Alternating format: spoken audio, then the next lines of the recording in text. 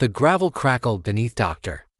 Greta Lang's tires as her car crept along the lonely road, the muted crunch swallowed by the heavy, gray sky pressing down above her. The hospital rose in the distance, an angular, distorted shape that seemed to bend slightly whenever she looked away. Thick vines and patches of black moss clung to its stone walls like something that refused to die. Greta's fingers tightened around the steering wheel until her knuckles bleached white. The moment she stepped outside, a cold, metallic dampness wrapped her on her skin. A faint scent of antiseptic drifted from the entrance, tainted by something fouler, something decaying. Inside, the fluorescent lights flickered weakly, giving the peeling wallpaper an almost sickly movement. The receptionist didn't fully raise his head. His gaze slid past her as though he were expecting someone or something else. "Dr. Calloway is waiting in the central ward," he muttered. "Right." Then left. "And avoid the mirrored hallway." Greta paused. Why avoid it? He only blinked once, refusing to answer. The corridors stretched out like tunnels, lined with tarnished mirrors that distorted her reflection in ways she couldn't quite pinpoint.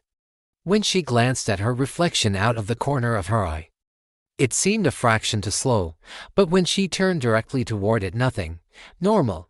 She forced herself to walk faster. The central ward was enormous, filled with the hum of machinery and soft, broken murmurs. Greta's attention fell on a frail young woman, Karina. Barely 20, her pale skin mapped with spiraling scars that crawled beneath her bandages. "She's been like this since she arrived," said Nurse Lena Torres quietly. "She keeps talking about it. House. And flames. The spirals deepen whenever she mentions it." Greta traced one with an unsure, gloved fingertip. The pattern was too intentional, as if carved from inside the flesh rather than onto it. Karina's eyelids fluttered. "The walls. The fire kept me," she whispered. A chill slicked down Greta's spine. "She needs to be shifted to the experimental wing," Greta said, trying to mask the tremor in her voice. "We have to block whatever memory is causing this reaction." Lena's expression darkened. "Are you sure that's safe?" "I'm here to get answers," Greta replied, and she meant it. The experimental wing was colder than she expected. The sterile walls faintly marked with spiral-like stains she could have sworn weren't there earlier.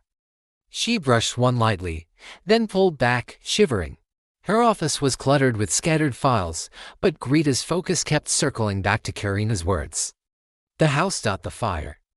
And welcome memories tugged at Greta's mind. Heat, smoke, the echo of a scream from her own childhood. A sudden knock snapped her out of it. Lena stood in the doorway, tense. "Karina's awake. She's asking for you," Greta hurried back. Karina sat upright now, her eyes sharp with fear. "You're the doctor," she whispered. "Are you here to take it out?" Greta frowned. "Take what out?" Karina's fingers clawed at her sheets, trembling. "The house. The walls. They won't release me." Greta leaned closer. "Tell me what you see," Karina gasped. Her body went rigid as the spirals on her arms darkened and began to faintly glow. "It's inside you too," she choked. Her monitor erupted with alarms. Karina convulsed violently as whispers shuddered through the wall, soft, layered voices Greta instinctively knew did not belong to any living person.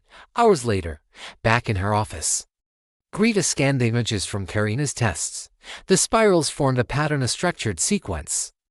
Almost a language. A soft knock sounded. Greta turned toward the door, empty. The lights flickered. In the mirror across the room, her reflection stood perfectly still. Her heart seized. Slowly, she stepped toward it. The reflection didn't move, not even an eye blink. Its face was hollow, unfamiliar. Then, the reflection's mouth stretched into a wide and natural smile. Spirals writhed across its arms like living scars. Greta stumbled back, crashing into the desk. When she dared look up again, the reflection was normal, exhausted, shaken, but the whispers continued. Hands trembling, she rolled up her sleeve. A faint spiral had etched itself into her skin. The truth struck hard. The hospital wasn't researching the phenomenon. The hospital was creating it. The next morning, she confronted Dr. Calloway. "You knew," she accused. He exhaled slowly. "The body remembers, Dr. Lang. Trauma imprints itself on flesh, on buildings, on mines. That doesn't explain why it's happening to me. Because, Calloway said quietly. The hospital chose you. The walls pulsed faintly as the spirals beneath her skin burned hotter. Greta finally understood she was never meant to leave.